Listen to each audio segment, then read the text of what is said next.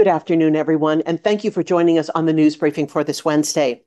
We're going to talk a little bit today at the beginning about the historic Porter Vallejo Mansion in Pajaro. You may recall that among the flooding damages that occurred in March of 2023, that particular building was also damaged. It was a building that was a real treasure in the community, and it actually also housed one of our local county library branches.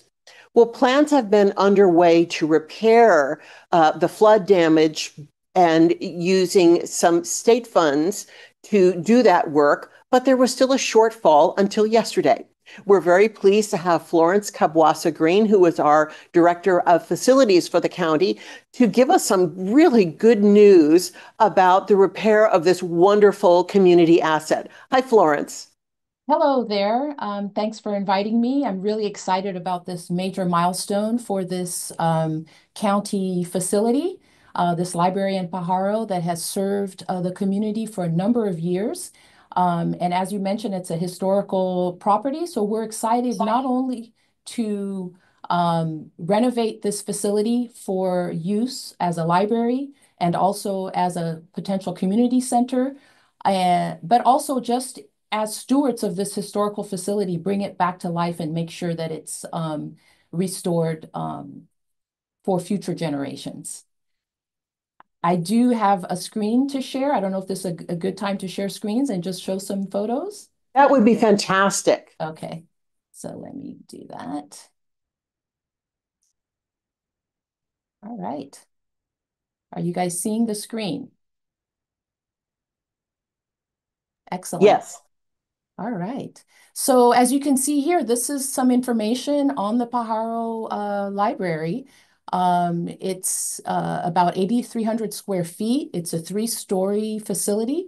It was built in the 1850s, and as mentioned, it was on the historical registry as of 1990, and mainly because this facility was designed by William Weeks, who is a prominent architect that started his practice in Watsonville and then became a prominent architect in the Bay Area and San Francisco. So, the county is very fortunate to have this facility that stands as a testament to William Weeks's architecture, as well as J. Porter, which was a prominent businessman in the 1850s that invested in this property and actually hired William Weeks to do this. So this gives you kind of a sense of where this property is located in Pajaro. The first floor again was used as a library. It's now unusable until we get the repairs done. And then we're really hoping to expand use of this second and third floor with some grant funding that we're seeking. So the money that we just received is going to allow us to address a lot of the damage that occurred after the flood. Let's see if I can go to the next photo of the flood here.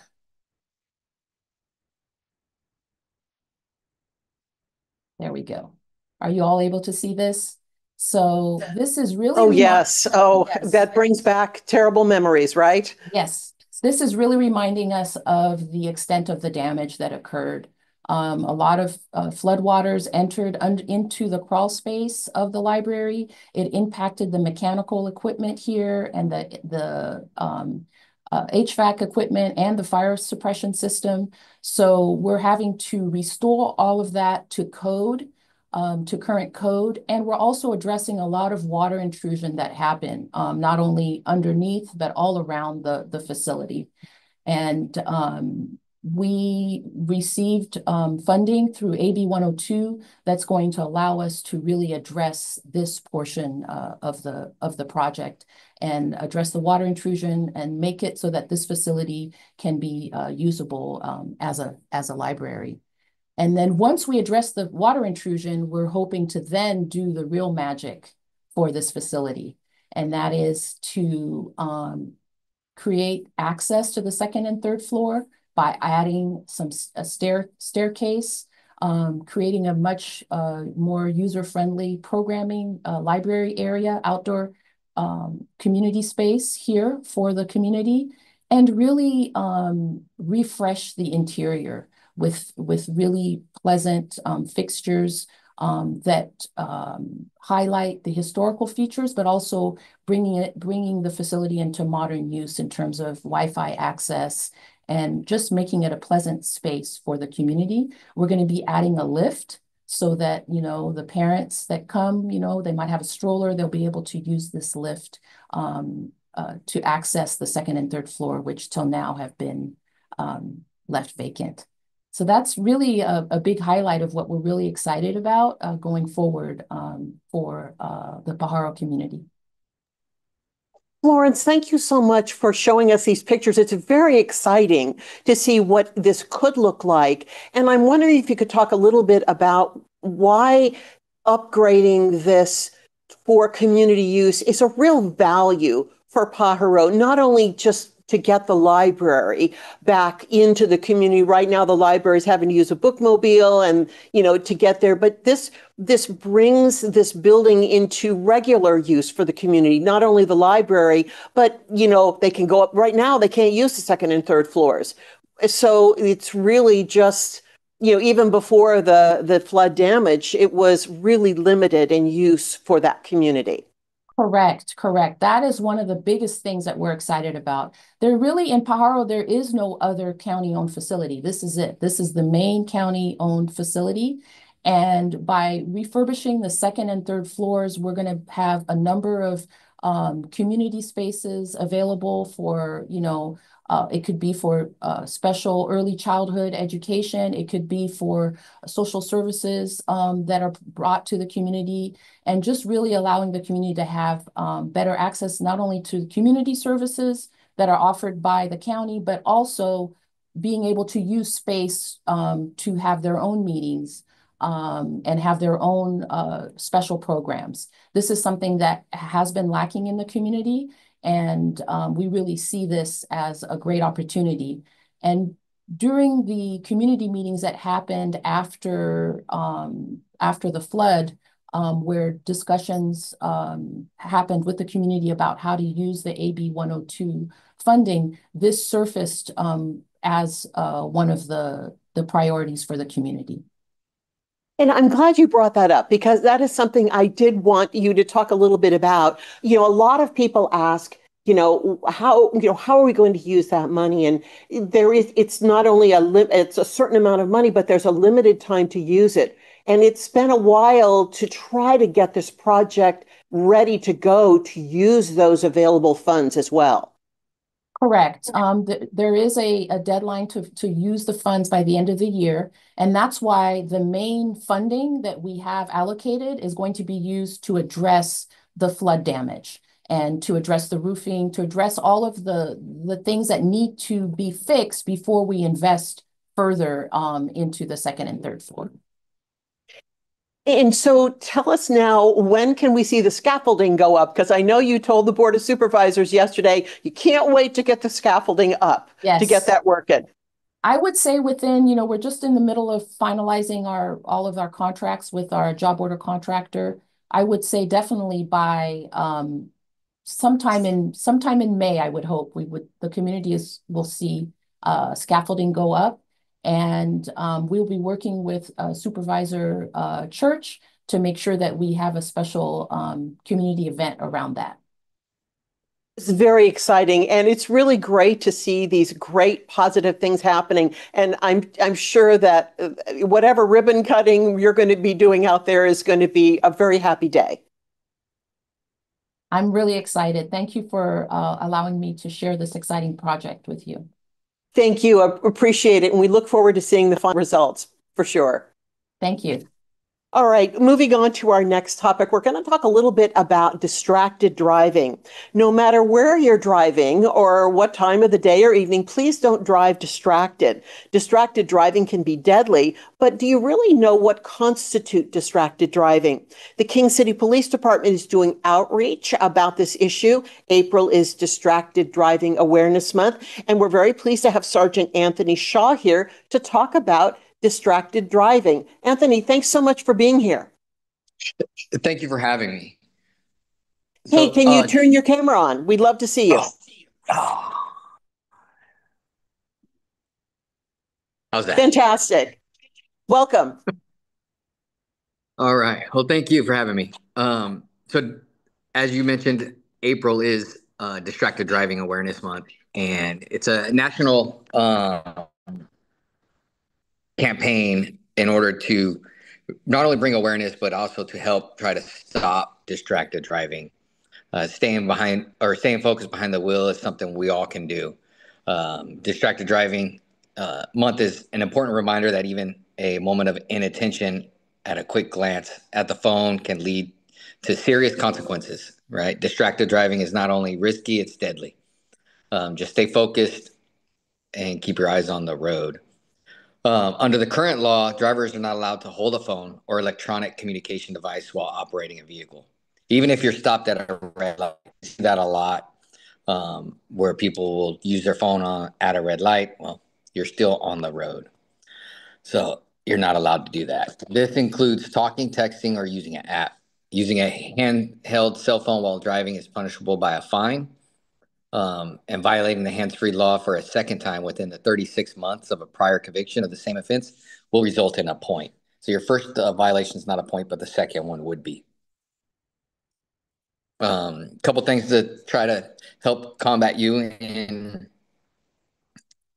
violating distracted driving awareness is to put your phone away, silence your notifications, and store your phone where you can't reach it while you're driving. Plan ahead, set your GPS and adjust your mirrors and finish any task before you even start driving. Keep both hands on the steering wheel and eyes on the road. Avoid eating, grooming, or adjusting your seat or any of the other controls while you're driving. Be a role model for the parents out there. Make sure you are a role model for your kids. They will be driving at one point. Be a role model. Show your passengers and your young drivers that focusing on driving is normal. Speak up. If you're a passenger and you see the driver distracted, remind them, hey, you're not supposed to be on your phone. And if something urgent comes up, pull over, pull off the road. Don't just stop on the side of the road and put your hazards on.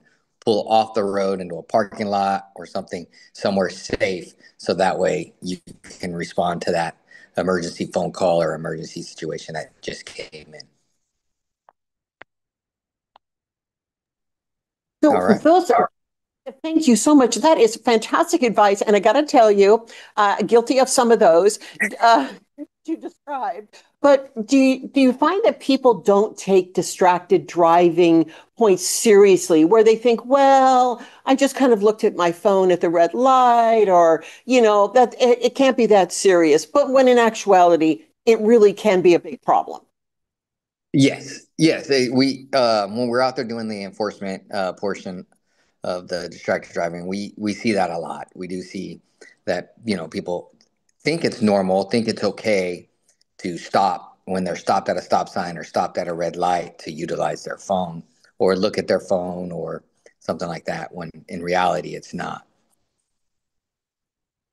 So are you doing some special enforcement during April? I know you're trying to get the word out and just to generate that awareness among drivers to say, hey, take a minute and don't be distracted. Yes, I believe most agencies and a lot of agencies that have a grant with the Office of Traffic Safety will be doing enforcement during this month. We did our enforcement campaign last week, where we focused on distracted driving, and key factors that people, violations people make when they're distracted. And we'll probably be doing another one coming up. I don't want to give out the date, but we have done a directed enforcement towards targeting distracted drivers. So heads up in King City.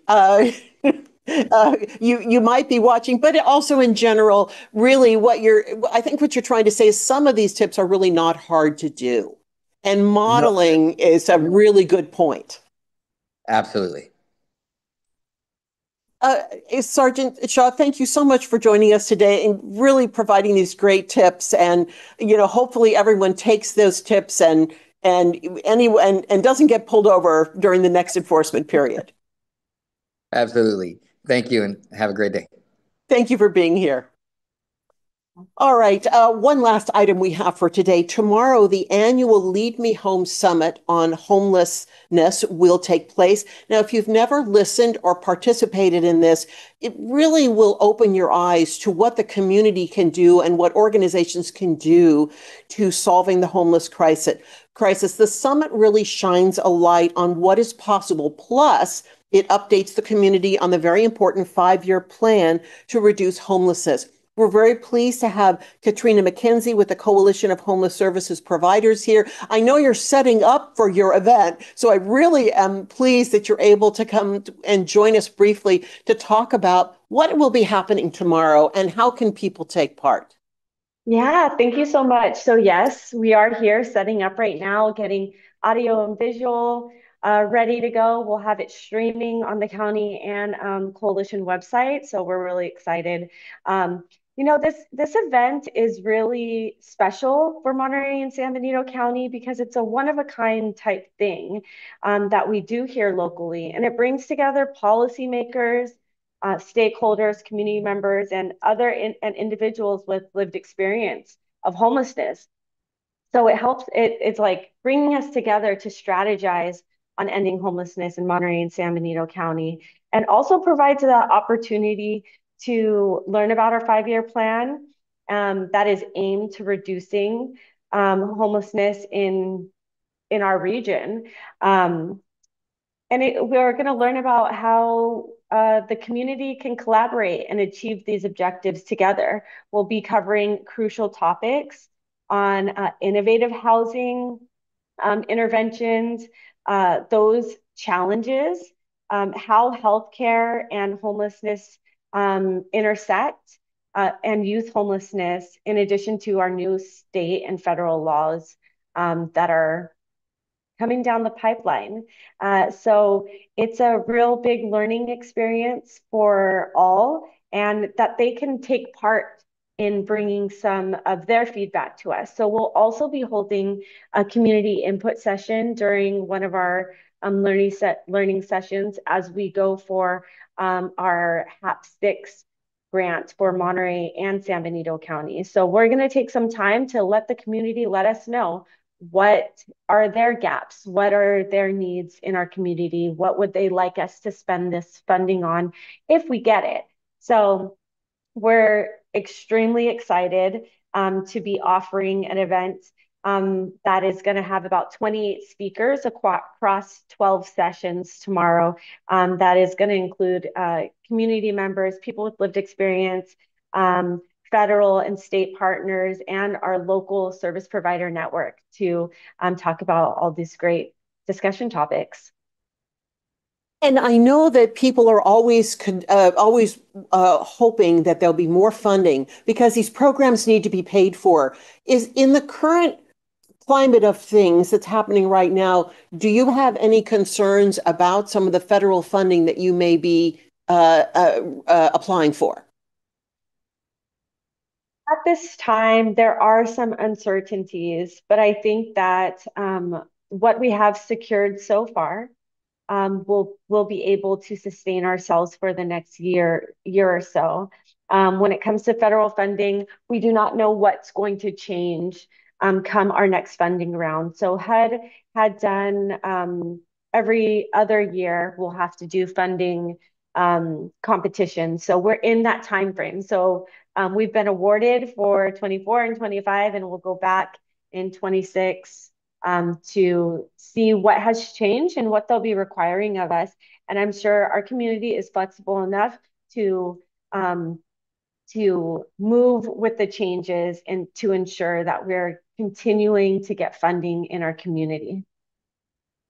And Katrina, we've had these summits for the last several years, and some of the ideas and the presenters have really been extraordinary. I think people look very narrowly sometimes at homeless solutions where they think, oh, there's really only one way to do it, or there's only two ways to do it. You have presenters who really offer ways of solving these issues that maybe people don't think about. And that's where this really opens people's eyes to what potential there is to reduce the number of residents who are homeless.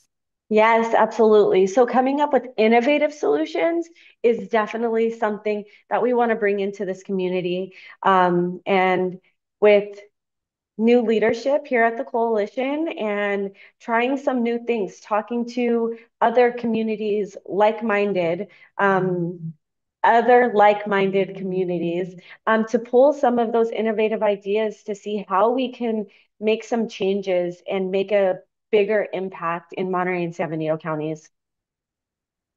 I'm also wondering if you can tell people just a little bit about the 5-year plan. I think it's something if you work at the county or you work in government, you know about the 5-year plan, but for the community, tell them a little bit about why the 5-year plan is important. The 5-year plan is important because, we came together as a community and wanted to have some really aggressive goals to try to reduce homelessness by 50% by 2026. At the time of us writing that, the pandemic came and we seen how when an enormous amount of funding comes in, we can reduce homelessness. We can really do this. So it had an aggressive curve on it if we took these routes. We are coming really close to the end of our 5-year plan and into the redevelopment of our next 5-year plan, and are going to take a lot of lessons learned and apply the new initiatives and federal guidelines that we have to include in our service provision. So it's having cities and other jurisdictions jump on board to adopt the plan. It does help out community wide. When we're all doing the same thing, we all have the same mission and the same strategy in doing it. So that's why the 5-year plan was created, so that there's a roadmap, there's a template for all of our jurisdictions to buy into, to have the support of the coalition and the counties by them side to help move forward with reducing homelessness. So there's still a lot of work to be done in our communities, and I'm here with my team and alongside all of our service providers and other partners, county and community partners, to really push this plan forward and make the necessary adjustments for us to have a better impact. Well, we hope everything goes really well tomorrow. I know you're working hard setting it all up. For those who don't know, it will be, as you mentioned, Katrina, it will be streamed on the coalition's website, which is chsp.org. Can you give us the web Yes, address? exactly that. chsp.org. It also will be on the county website, on their YouTube page. So I don't have those logistics just yet because they're running all of that behind the scenes as we speak. Well, I But got yes, that one for you. yeah, For if you're watching on county YouTube right now, come right back tomorrow and you'll be able to watch. And it's also important, I think, to tell people that they need to at this point they need to watch because fantastically the conference is at capacity. So the yes, only way to participate is to watch. yes.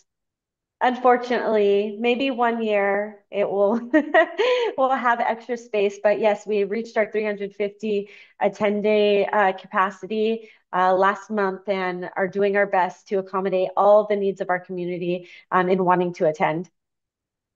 Well, that alone is very significant, the number of attendees that you have. Katrina, thank you so much for being here. Really best of luck tomorrow, and best of luck as we look forward to the next 5-year plan.